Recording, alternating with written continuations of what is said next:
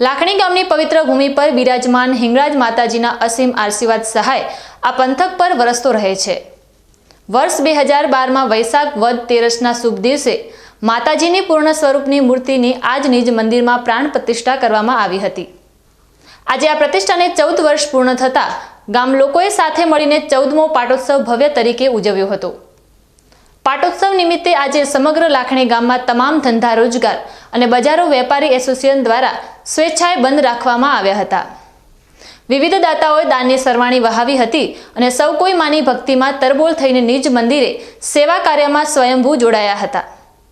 ગઈ રાત્રે ભજન સત્સંગનું આયોજન કરવામાં આવ્યું હતું, જેમાં લોકોએ જાગરણ કર્યું હતું।